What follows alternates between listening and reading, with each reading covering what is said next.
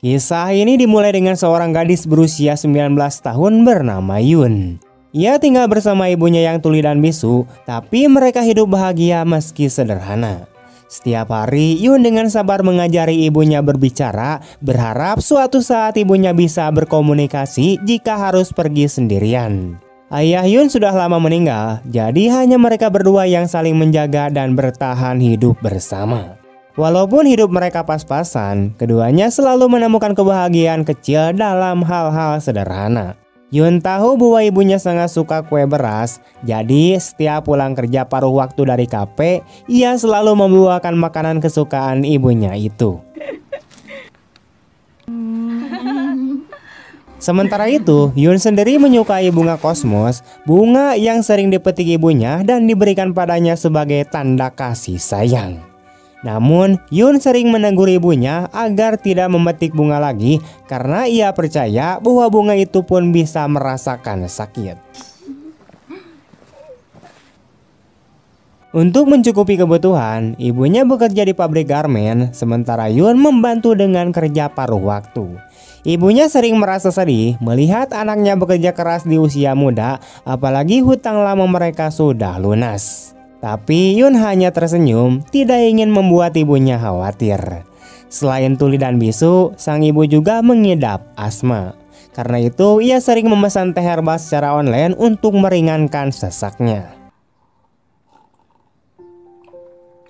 Suatu hari, teman-teman sekolah Yun datang ke kafe tempatnya bekerja dan disitulah terungkap bahwa Yun sebenarnya sudah berhenti sekolah. Namun agar ibunya tidak tahu, setiap pagi ia tetap mengenakan seragam dan berpura-pura angkat ke sekolah. Ternyata ia sedang mempersiapkan diri untuk ujian pegawai negeri. Tahun ini ia gagal, tapi bertekad mencoba lagi tahun depan. Teman-temannya mendukung penuh dan bahkan membantu membelikan buku untuknya. Suatu hari Yun mendapat kabar bahwa ibunya terluka di tempat kerja. Ia langsung beralih ke pabrik dengan air mata di wajahnya. Di sana ia bertemu seorang pria yang merupakan rekan kerja ibunya. Pria itu sudah membantu membawa sang ibu ke rumah sakit. Yun berterima kasih tulus padanya tanpa tahu niat asli pria itu. Keesokan harinya, pria tersebut kembali menemui ibu Yun dan memuji kecantikan Yun. Sang ibu membaca gerak bibirnya dan menjawab dengan bahasa isyarat bahwa Yun mirip ayahnya. Tapi pria itu salah paham. Ia mengira wanita itu tidak mengerti apapun. Dengan pikiran kotor, pria itu mulai bicara seenaknya, mengatakan bahwa Yun sudah dewasa dan sebaiknya dinikahkan dengannya karena tidak ada pria lain yang bisa membuat Yun bahagia. Ibu Yun yang paham betul maksud jahat di balik kata-kata itu langsung menamparnya dengan keras. Sejak awal, pria itu memang punya niat buruk. Dari pertama melihat Yun, pikirannya sudah dipenuhi hawa nafsu. Malam harinya, pria itu mendatangi kafe tempat Yun bekerja. Ia menatap Yun dengan pandangan yang menjijikan dan malam itu pikirannya benar-benar dikuasai oleh dorongan bejat. Ketika Yun pulang agak larut, jalanan sudah sepi. Pria itu mulai mengikutinya dari arah belakang. Yun sadar ada seseorang yang membuntutinya, di mana ia mempercepat langkahnya. Tapi pria itu justru mengejarnya, lalu menyeretnya ke area sepi di dekat ladang. Di sana ia memperkaos Yun secara brutal. Setelah melakukan perbuatan keji itu, pria itu menatap Yun dan mengancam kalau berani melapor, ia akan melakukan hal yang sama pada ibunya. Malam itu, ibu Yun yang menunggu di rumah mulai cemas karena putrinya tak kunjung pulang. Ia keluar untuk mencari Yun di tengah gelapnya malam. Di sisi lain, pria bejat itu melihat ibu Yun sendirian dan kembali menaruh niat jahat. Saat ia perlahan mendekat, Yun yang masih terbaring lemah melihat kejadian itu. Dengan sisa tenaga terakhirnya, Yun berusaha bangkit, mengambil batu di dekatnya dan memukul kepala pria itu sekuat tenaga.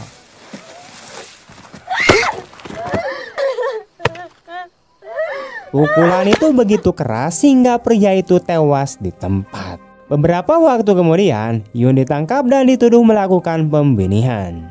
Polisi tidak menemukan bukti yang cukup untuk menyatakan bahwa ia bertindak membela diri. Meski Yun berusaha menjelaskan bahwa pria itu telah memperkawasnya, hukum tetap membutuhkan bukti konkret, bukan hanya sekedar pengakuan. Akibat dari kejadian itu, kasus Yun pun tidak lagi dianggap sebagai tindakan membela diri, melainkan diklasifikasikan sebagai kasus pembunuhan. Demi menyelamatkan Yun, pengacaranya menyarankan agar ia tampil di depan umum, bergabung dengan organisasi perempuan, dan berjuang untuk menuntut haknya. Namun Yun menolak dengan tegas. Ia tidak ingin siapapun mengetahui apa yang telah terjadi padanya. Ia tidak ingin dipandang dengan tatapan iba, seolah dirinya hanyalah gadis lemah yang patut dikasihani. Sejak kecil, orang-orang selalu melihatnya dengan cara seperti itu, dan kini ia sudah tidak sanggup lagi menanggung pandangan tersebut. Ia menjelaskan semua hal itu kepada ibunya dengan hati yang sangat hancur. Karena tidak ada jalan lain yang bisa ditempuh, keduanya hanya bisa menangis bersama dalam keputusasaan.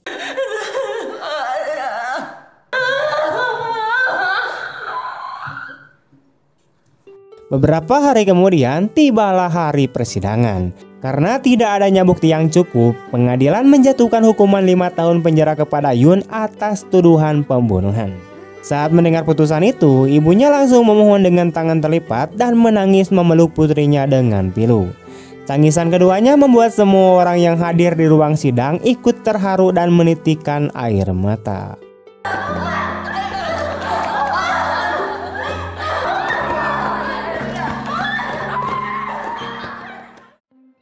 Setelah itu, Yun dibawa ke dalam penjara dan ditempatkan di sebuah ruangan di mana sudah ada 5 wanita lain yang juga sedang menjalani masa hukuman.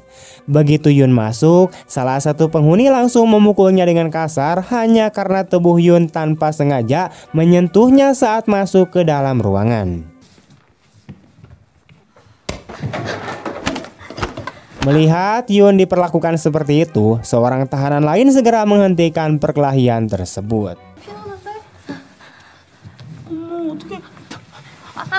아이 진짜 더러워서 못 보겠어. 야!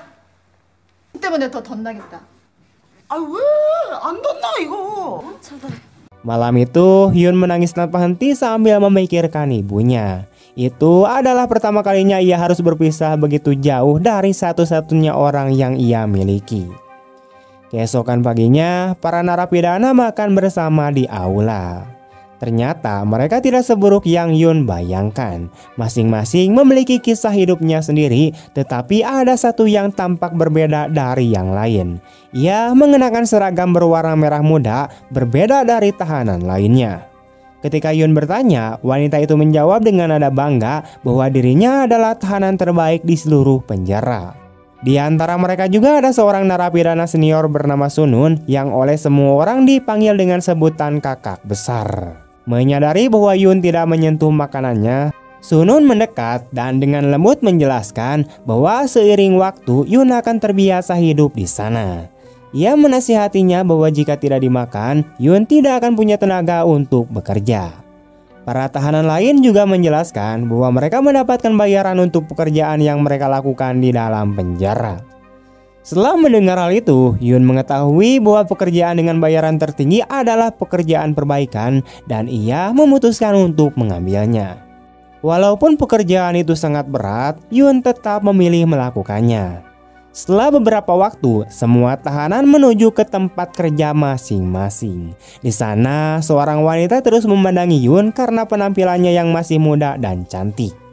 Saat petugas penjara melakukan absensi, ia memperhatikan bahwa Yun adalah tahanan baru, lalu memberitahunya bahwa nomor tahanannya adalah 2037. 자격해. 여기선 네 이름이고 주민번호니까. 네, 알겠습니다.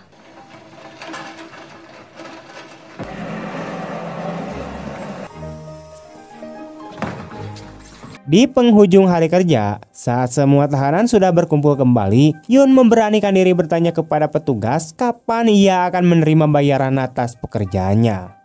Mendengar pertanyaan itu, petugas langsung menegurnya dengan kasar dan berkata bahwa ia tidak akan mendapatkan uang sepeser pun. Ia memarahi Yun dengan nada tinggi dan mengingatkannya bahwa ia hanyalah seorang tahanan, bukan pekerja bebas. 따박따박 임금 갖다 바치게. Malam itu, ketika semua tahanan telah tertidur, Yun duduk sendirian di pojok ruangan sambil menangis pelan. Tak lama kemudian, Sunun datang menghampirinya. Sunun bercerita bahwa ia dipenjara karena telah membunuh 5 orang. Dengan suara tenang namun getir, ia menjelaskan bahwa dulu ia memiliki seorang anak laki-laki yang tewas akibat ditabrak oleh pria mabuk. Karena diliputi amarah dan rasa kehilangan yang tak tertahankan, Sunun membalas dendam dengan cara membakar seluruh keluarga pria itu hidup-hidup. Namun kini ia mengakui bahwa ia sangat menyesali perbuatannya. Ia kemudian menasihati Yun agar tidak memendam perasaannya terlalu dalam, karena satu-satunya cara untuk menemukan kedamaian adalah dengan berani mengungkapkan apa yang dirasakan. Dari percakapan itu juga terungkap bahwa Sunun telah dijatuhi hukuman mati dan hari eksekusinya sudah semakin dekat. Setelah mendengarkan kisah Sunun, Yun menulis surat untuk sang ibu. Dalam surat itu, ia menenangkan sang ibu dengan menulis bahwa ia baik-baik saja di dalam penjara dan memintanya agar tidak terlalu khawatir. Sejak hari itu, Yun mulai berusaha menyesuaikan diri dengan kehidupan di penjara. Ia perlahan mempelajari berbagai pekerjaan dan mulai berbaur dengan para wanita lain di dalam selnya.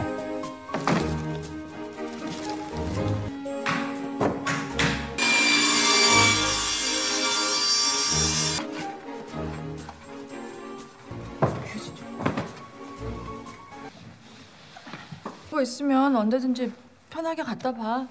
Beberapa hari kemudian, ibunya datang menjenguk sambil membawa makanan kesukaannya. Namun penjaga mengatakan bahwa makanan dari luar tidak diperbolehkan masuk karena bisa menimbulkan masalah bagi Yun. Meski begitu, sang ibu tetap merasa sangat bahagia bisa melihat putrinya lagi setelah sekian lama. Yun pun tak kuasa menahan haru ketika mendengar namanya disebut oleh ibunya dengan bahasa isyarat. Walaupun ibunya bisu, keduanya hanya bisa saling memandang sambil berlinang air mata.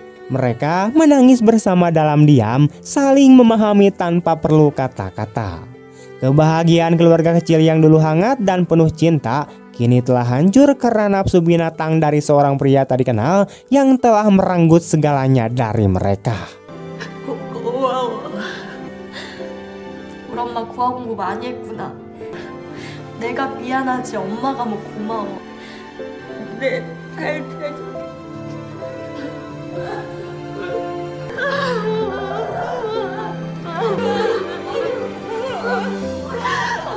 엄마 울지 마.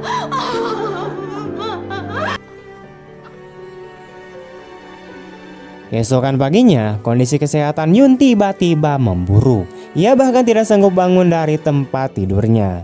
Setelah diperiksa oleh sang dokter penjara, Yun mengetahui kenyataan yang mengguncang hatinya, di mana ia telah mengandung. Mendengar kabar itu, Yun terdiam, syok dan hancur seketika. Setelah melalui peristiwa paling mengerikan dan menyakitkan dalam hidupnya, ia sebenarnya sudah berusaha keras untuk melupakan semuanya dan memulai kembali. Namun takdir membawanya kembali ke titik paling kelam dalam hidupnya. Bayi yang kini tumbuh di dalam tubuhnya adalah anak dari pria yang telah menghancurkan hidupnya. Tanpa berpikir panjang, Yun hanya ingin melarikan diri dari penjara, memeluk ibunya, dan berteriak sekeras-kerasnya untuk meluapkan seluruh kepedihan yang tertahan. Ia berlari menuju gerbang penjara sambil menangis dan memanggil ibunya dengan suara pilu.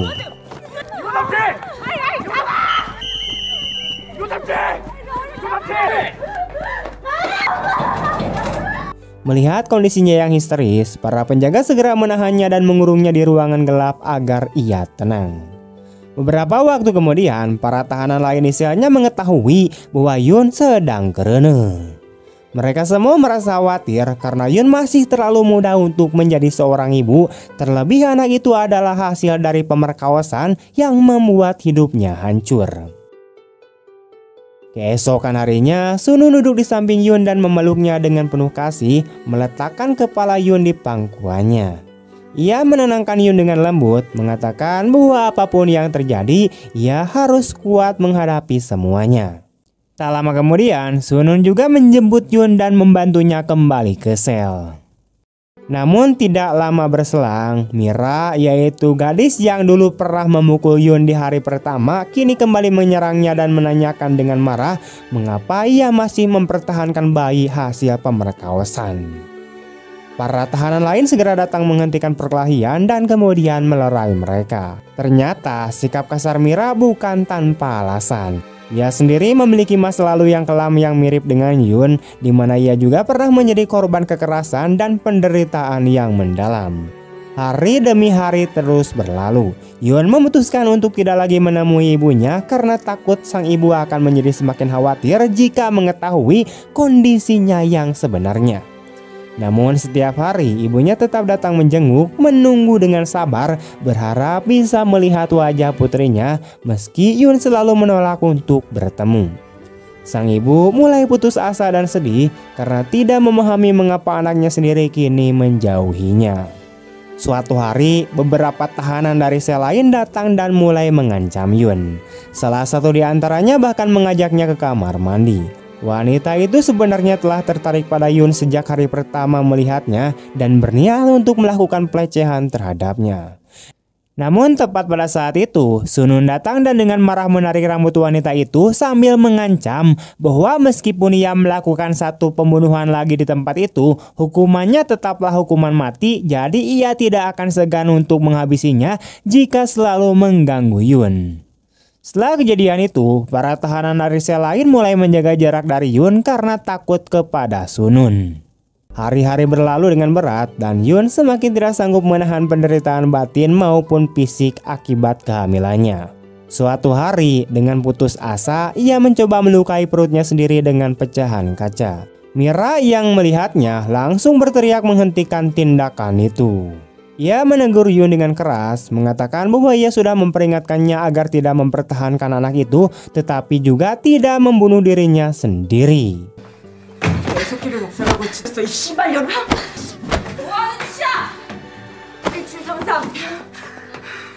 너 그러다 애라도 떨어졌으면 살인이야.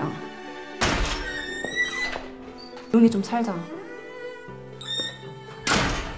Para tahanan lain kemudian datang membantu dan menasihati Yun agar mencari bantuan dari media. Mereka mengatakan bahwa jika publik mengetahui kisahnya, mungkin ada harapan bagi Yun untuk dibebaskan. Mereka juga menambahkan bahwa menghabiskan 5 tahun di penjara di usia semuda itu hanya akan membuang waktu berharganya. Namun Yun tetap menolak. Ia mengatakan bahwa ia lebih rela menghabiskan 5 tahun di sini daripada hidup selamanya dengan rasa malu jika harus membuka aibnya di depan dunia. Satu-satunya harapan yang tersisa hanyalah mengajukan permohonan sidang ulang kepada pengadilan, berharap hakim akan memberikan keputusan yang lebih adil. Karena kondisi kehamilannya, Yun dibebaskan dari pekerjaan berat dan hanya diberi tugas ringan seperti mengatur obat-obatan yang datang dari luar. 별로 어려울 거 없어.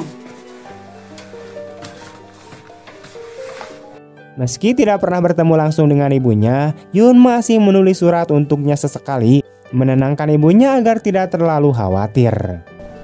내 걱정 말아요. 도라지 약물도 달여서 자주 먹고. 사랑해 엄마. Suatu hari saat bekerja, Yun tiba-tiba merasakan sakit luar biasa di perutnya. Setelah diperiksa, dokter menemukan bahwa usia kandungannya sudah 6 bulan. Meski perutnya tampak kecil, bayi di dalamnya tumbuh dengan sehat. Saat mendengar detak jantung bayinya untuk pertama kali, Yun tak kuasa menahan air mata karena selama ini ia diam-diam meminum obat yang ia dapat secara sembunyi-sembunyi untuk mengakhiri kehamilannya. 몸무게가 한 300g 정도밖에 안 되겠네요. 엄마가 거부하니까 자꾸 뱃속으로 숨어드는 거예요. 아기는 엄마 마음을 알거든요. 그래서 몸에 변화가 없는 거고요. Saat kembali ke sel, para tahanan menanyakan hasil pemeriksaan dan Yun dengan jujur mengatakan bahwa ia sudah 6 bulan mengandung serta menceritakan semuanya. Sejak hari itu, para tahanan lain mulai lebih memperhatikannya. Mereka tidak lagi membiarkan Yun bekerja dan berusaha menjaganya dengan penuh kasih sayang. Hari-hari pun terus berlalu hingga akhirnya tiba hari sidang ulang yang telah dinanti. Di ruang sidang, hakim memberikan kesempatan kepada Yun untuk menyampaikan kata-kata terakhirnya. Dengan suara bergetar, Yun berkata bahwa memang dialah yang membunuh pria itu. Ia tidak peduli apakah orang lain mempercayainya atau tidak, karena hanya ia yang tahu betapa kejamnya pria itu dan apa yang telah dilakukannya terhadapnya. Ia berkata bahwa ia siap menerima hukuman, bahkan jika harus menjalani 5 tahun atau 10 tahun penjara, asalkan ada seseorang yang bersedia menjaga ibunya. Setelah mengatakan itu, Yun menangis di depan seluruh pengadilan. Mendengar perkataan dan ketulusan hati Yun, hakim memutuskan untuk membatalkan hukuman 5 tahun yang sebelumnya dijatuhkan dan menggantinya menjadi hanya 1 tahun masa tahanan. Mendengar keputusan itu, senyum bahagia merekah di wajah semua orang yang hadir. Waktu berlalu dan perut Yun pun semakin membadak. Semua tahanan di sekelilingnya semakin menyayanginya dan merawatnya dengan sepenuh hati. Suatu hari Yun berkata kepada teman-temannya bahwa ia sangat ingin melihat bunga kosmos. Ia menceritakan bagaimana ibunya dulu selalu memetik bunga itu untuknya, dan karena mereka tidak bisa keluar penjara, ia hanya bisa merindukan keindahannya. Malam itu, tanpa sepengetahuan Yun, semua teman satu selnya bangun diam-diam dan memenuhi seluruh dinding kamar mandi dengan gambar bunga kosmos buatan tangan mereka. Keesokan paginya, saat Yun terbangun dan melihat kejutan itu, wajahnya langsung berubah bahagia. Ia tersenyum lebar dan menangis haru karena merasa sangat tersentuh oleh perhatian tulus mereka. Dalam adegan berikutnya, semua tahanan terlihat sibuk membuat kaos kaki dan baju bayi dari potongan pakaian mereka sendiri karena tidak ada bahan lain di penjara. Bahkan mereka juga sepakat memberi nama untuk bayi itu. Baik laki-laki maupun perempuan, bayi itu akan bernama Bonnie, yang berarti pelindung bagi yang lemah. Yang paling mengejutkan, Mira yang dulu sering menyerang Yun kini membawa bahan dari tempat kerjanya untuk membuat mainan bagi bayi tersebut. Kebahagiaan dan kebaikan ternyata masih ada di hati setiap orang, hanya saja hidup telah memberi mereka begitu banyak luka hingga hati itu membatu. Namun dengan hadirnya harapan baru lewat kelahiran bayi Yun, sedikit demi sedikit hati mereka mulai mencair kembali. Suatu hari ketika semua orang keluar untuk bekerja, Yun tinggal sendirian di dalam sel. Tiba-tiba ia merasakan sakit hebat di perutnya. Dengan sisa tenaga, ia meletakkan surat-surat yang telah ia tulis untuk teman-temannya di masing-masing laci mereka, lalu menelan obat dan berbaring di lantai.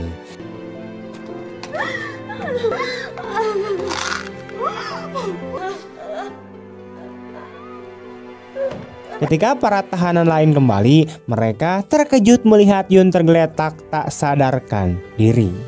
Mereka semua panik dan menangis histeris sambil berusaha menolongnya. Para penjaga segera dipanggil dan Yun dilarikan ke rumah sakit.